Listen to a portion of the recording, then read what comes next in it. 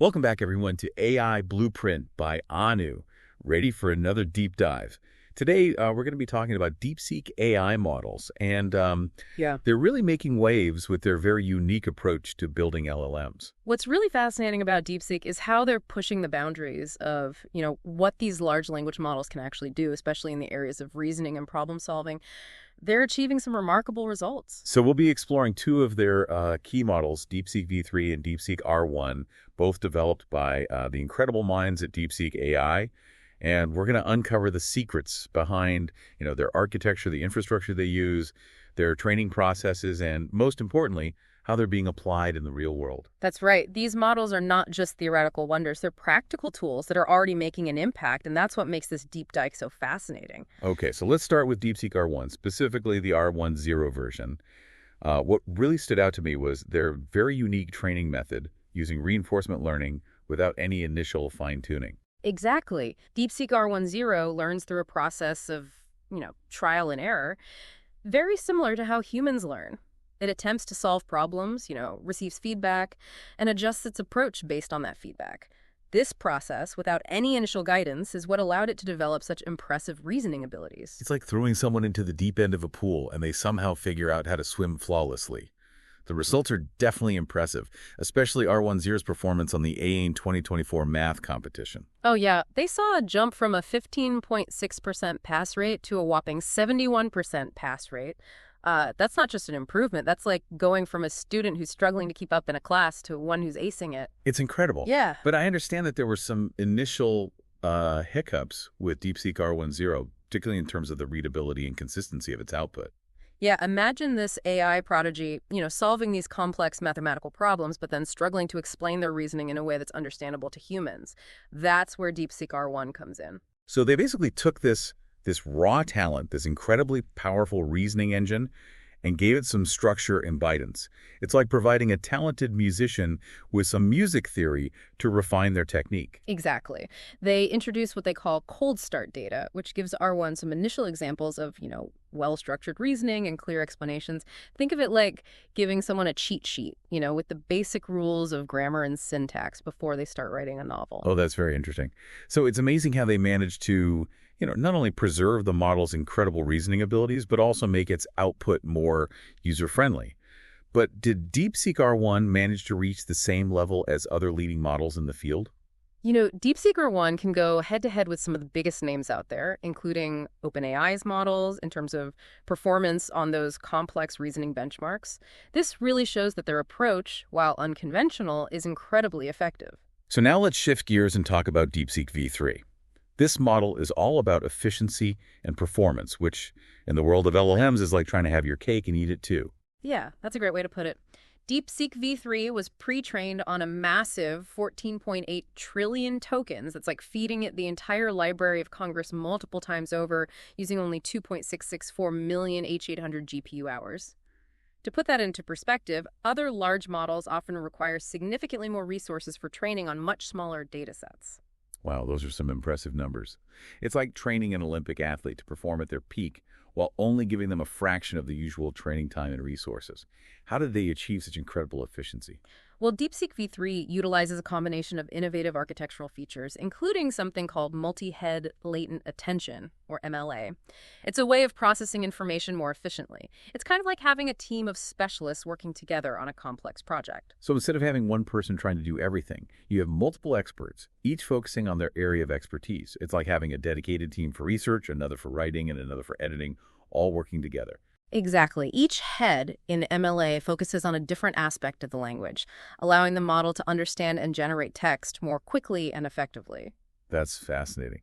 And what about this multi-token prediction, or MTP? Is that another one of their, secret weapons? Absolutely. Think of MTP as the model's ability to read ahead in a sentence. By anticipating future tokens, the model gains a deeper understanding of the context and can generate more coherent and accurate responses. It's like reading a mystery novel and being able to predict who the culprit is before the big reveal. Yeah. It shows a deeper level of understanding and anticipation. And they also implemented advanced low-precision training techniques using FP8. Can you explain what that means in a way that even I can understand? Well, imagine trying to fit a large piece of furniture through a narrow doorway. You might need to disassemble it, move the pieces individually, and then reassemble it on the other side. FT8 is kind of like that. It breaks down the data into smaller, more manageable pieces, making the training process more efficient without sacrificing the final product. So they're essentially making the model more lightweight and nimble, but without compromising its capabilities. It's like building a race car that's both powerful and aerodynamic. Precisely. DeepSeek V3 is a perfect example of how clever engineering can lead to remarkable gains in efficiency without sacrificing performance.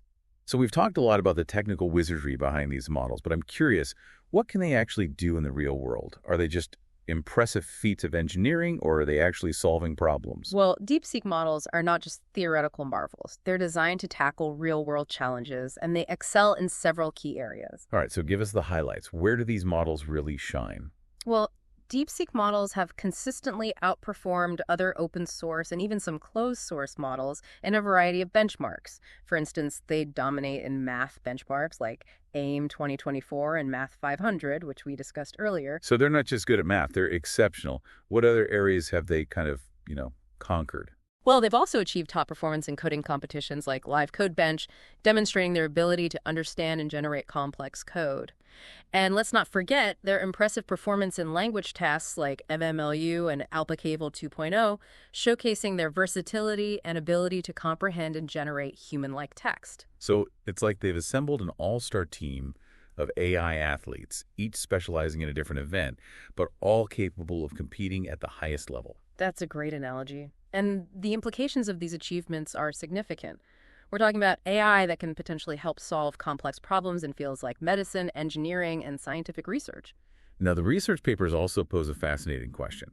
Can smaller models achieve comparable performance through reinforcement learning alone, or do they need the knowledge distillation from larger models like DeepSeek R1? It's a question of whether raw talent can outshine experience. Can you train a rookie athlete through rigorous practice alone, or do they need the guidance and experience of a seasoned champion? It's a classic debate. So what did DeepSeek discover? Well, their research shows that while smaller models trained solely through reinforcement learning can achieve good results, the process is much more efficient and effective when they're given a head start through knowledge distillation from larger, more experienced models.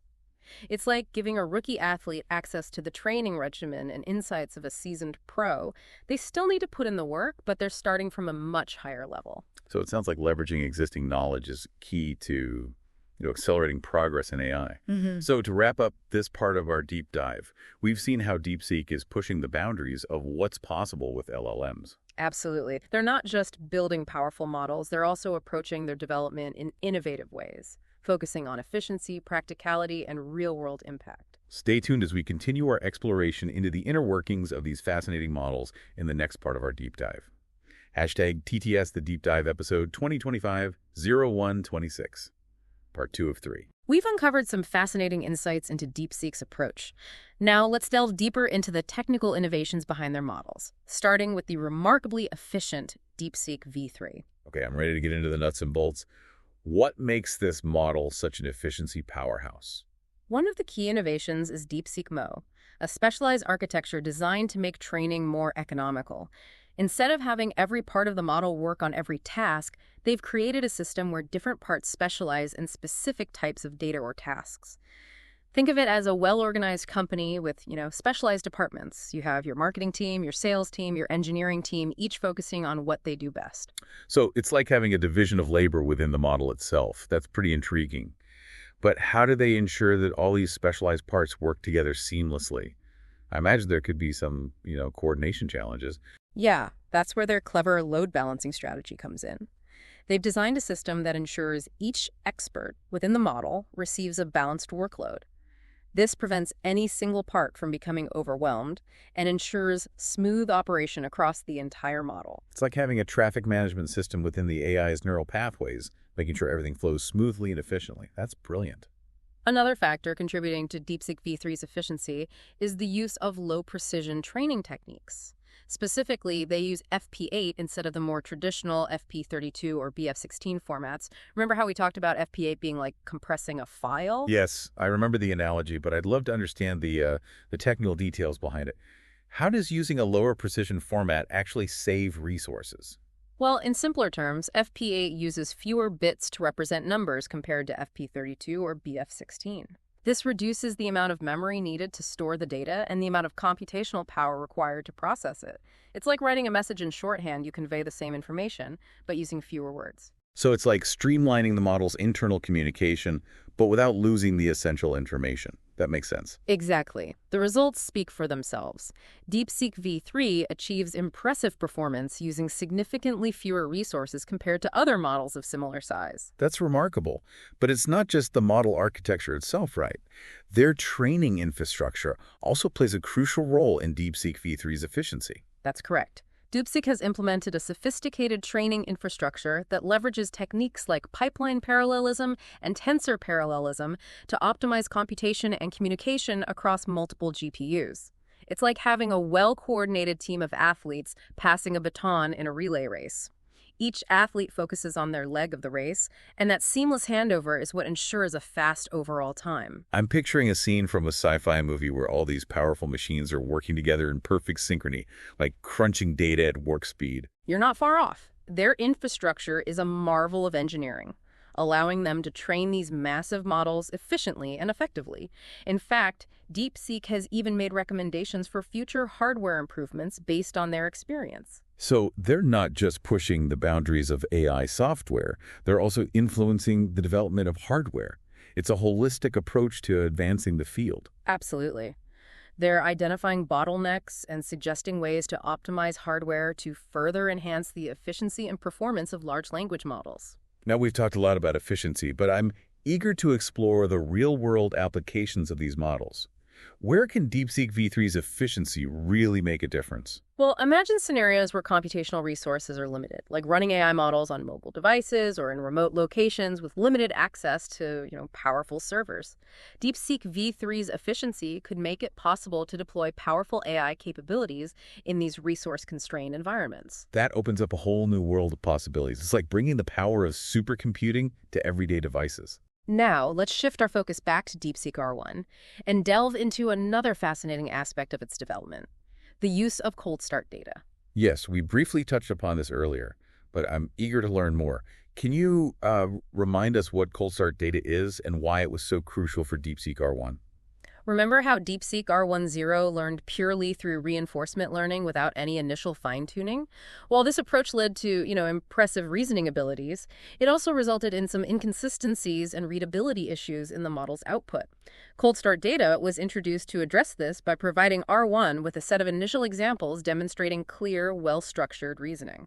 So it's like giving this self-taught prodigy some guidance on how to articulate their thoughts in a way that humans can understand. Precisely. It's about striking the right balance between letting the model explore and learn independently and providing it with the necessary structure to produce, consistent human-friendly output. Can you give us some examples of the kind of data they use for cold start training? Sure. They used a variety of data, including examples of well-structured arguments, clear explanations, and consistent formatting. Think of it like providing the model with a style guide for reasoning, showing it how to present its thought process in a logical, easy-to-follow manner. It's fascinating how they managed to refine the model's output without compromising its reasoning capabilities. Did this approach yield the desired results? Absolutely. DeepSeek R1 managed to maintain its impressive problem-solving abilities while significantly improving the clarity and readability of its output. This makes it much more practical for real-world applications where humans need to understand and interpret the model's reasoning. Now, while we've celebrated DeepSeek's successes, I'm curious about the challenges they faced along the way.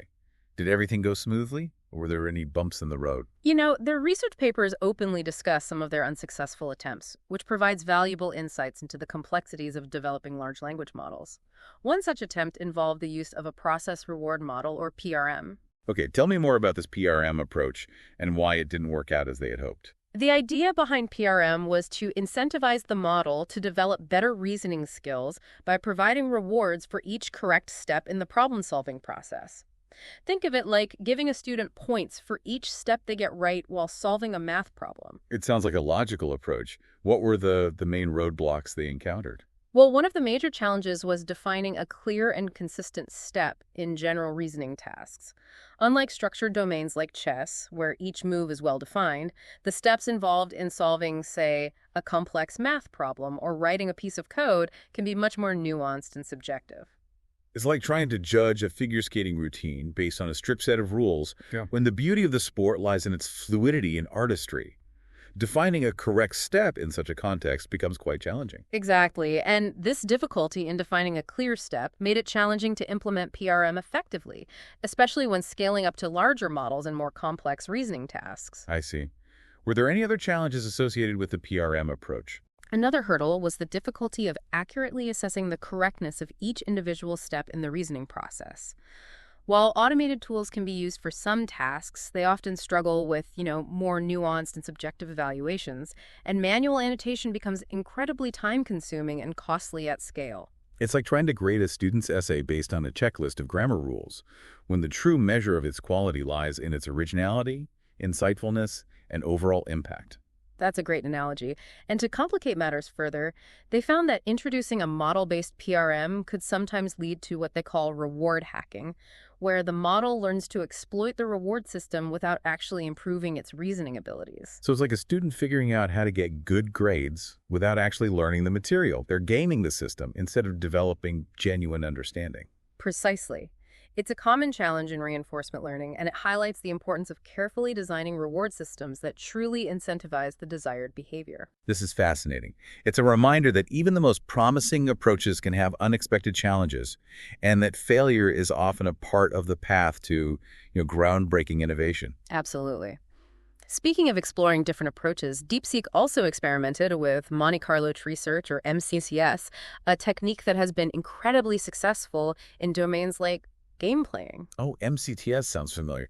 Isn't that the algorithm that powered AlphaGo, the AI that defeated a world champion Go player? That's right. MCTS is a powerful technique for navigating vast search spaces by simulating different possible outcomes and choosing the path most likely to lead to success. So how did they apply this technique to language models, and why didn't it work as well as they had hoped? Well, DeepSeek's idea was to use MCTS to enhance the model's ability to handle longer and more complex reasoning tasks by breaking down the problem into smaller parts and systematically exploring different solution paths. So it's like solving a giant maze by dividing it into smaller sections and exploring each one methodically. But as you mentioned, it didn't quite work out as planned. What were the main obstacles they encountered? Well, the biggest challenge was scaling MCTS to the complexities of language generation. Unlike a well-defined game like Go, the search space for language is exponentially larger and much more difficult to navigate. It's like the difference between exploring a finite maze and navigating like an infinite wilderness. The possibilities in language are virtually endless, which makes the search process incredibly challenging. Exactly. Another hurdle was that the quality of the generated text heavily relied on the accuracy of a separate value model, which estimates the likelihood of success for each possible path. So it's like having a guide who claims to know the best route through the wilderness, but their knowledge might be incomplete or inaccurate, leading you astray. That's a good way to put it. Training an accurate value model for language generation proved incredibly challenging, which ultimately limited the effectiveness of the MCTS approach. This deep dive into DeepSeek's journey highlights the fact that developing, groundbreaking AI isn't a linear path to success. It involves experimentation, setbacks, and a willingness to learn from both triumphs and failures. Indeed. DeepSeek's transparency in sharing their unsuccessful attempts is commendable. It provides valuable insights for the entire AI community and underscores the importance of collaboration and open research in pushing the boundaries of this field. So far, we've explored the impressive efficiency of DeepSeek V3, the unique training approach of DeepSeek R1, and some of the challenges they encountered along the way. But there's more to uncover. Stay tuned as we delve into the broader implications of DeepSeek's work and what it means for the future of AI in the final part of our deep dive. #TTS The Deep Dive Episode 2025-0126, Part 3 of 3. So as we wrap up our deep dive into DeepSeek AI models, it's clear that they're not just achieving impressive benchmarks, but also pushing the boundaries of what's possible with large language models. We've explored the technical innovations and the challenges they've overcome, but I'm curious about the bigger picture. What are the broader implications of their work, and what does it mean for the future of AI? Well, one of the most significant aspects is their commitment to open source research. By making their models and findings publicly available, DeepSeek is fostering a culture of collaboration and transparency within the AI community. It's like they're saying, hey, we've made these incredible discoveries, but we don't want to keep them to ourselves. Let's share this knowledge and work together to advance the field as a whole. Exactly. This open approach has the potential to, democratize access to these powerful AI tools. It empowers researchers, developers, even individuals to contribute to the progress of AI. It's like opening up the world of AI to everyone, not just a select few companies or institutions. This could lead to a surge in innovation and creativity, with people from all walks of life contributing to the development of AI. Absolutely. It aligns with a growing movement within the AI community towards greater openness and collaboration. By sharing their knowledge and resources, DeepSeek is helping to create a more inclusive and dynamic ecosystem for AI development. We've discussed some potential applications for these models, but I'd love to hear your thoughts on how DeepSeek's models could shape the future of different industries and even society as a whole. The possibilities are truly vast. One area where I see significant potential is education. Imagine personalized AI tutors that can adapt to each student's individual learning style, provide tailored feedback, and even generate interactive learning materials. It's like having a custom-designed education for every student, regardless of their background or learning abilities. This could really revolutionize the way we learn and unlock the potential of countless individuals. Precisely. And it's not just about personalized learning. These models can also assist teachers with tasks like grading, lesson planning, and even identifying students who might need extra support. Yeah, that could really free up teachers to focus more on the human aspects of teaching, mentoring, inspiring, and fostering creativity. Another area that's ripe for transformation is healthcare. DeepSeek's models, with their advanced reasoning and language capabilities, could assist doctors in diagnosing diseases more accurately, analyzing medical images, and even developing personalized treatment plans. We're talking about AI that could potentially save lives and improve the quality of healthcare for millions of people around the world. Exactly. And let's not forget about the potential impact on scientific research. DeepSeek's models can analyze vast amounts of data, identify patterns, and generate hypotheses that would be impossible for humans to detect on their own. It's like having an army of AI scientists working tirelessly alongside human researchers to unlock the secrets of the universe. The possibilities are incredibly exciting. But as with any powerful technology, it's crucial to ensure that AI is developed and used responsibly and ethically. You're absolutely right. As AI becomes more integrated into our lives, we need to be mindful of the potential risks and challenges. We need to make sure that these powerful tools are used to benefit all of humanity, not just a select few. I completely agree. Transparency, fairness, and accountability are crucial considerations in the development and deployment of AI. DeepSeek's commitment to open source research is definitely a step in the right direction. By fostering collaboration and transparency, we can work together to address these challenges and ensure that AI is developed and used in a way that benefits everyone. Absolutely. It's a shared responsibility, and it requires, ongoing dialogue and collaboration between researchers, policymakers, and the public. So as we wrap up this deep dive, what's the one big idea you want our listeners to take away from DeepSeek's work? Well, I think DeepSeek's journey is a testament to the transformative power of AI. But it also highlights the importance of approaching its development with a sense of responsibility, collaboration, and a commitment to open research. The future of AI is bright, but it's up to all of us to shape it in a way that benefits humanity and creates a more just and equitable world. Those are powerful words to end on. DeepSeek has certainly given us a lot to think about, not just in terms of the technical innovations that they've achieved, but also the broader implications of their work. I couldn't agree more. It's an exciting time to be involved in the world of AI, and DeepSeek is playing a pivotal role in shaping its future. Well, that concludes our deep dive into the world of DeepSeek AI models. Thank you so much for joining us on this journey of discovery. It's been my pleasure. And to our listeners, keep exploring, keep questioning, and keep pushing the boundaries of what's possible. The future of AI is in our hands.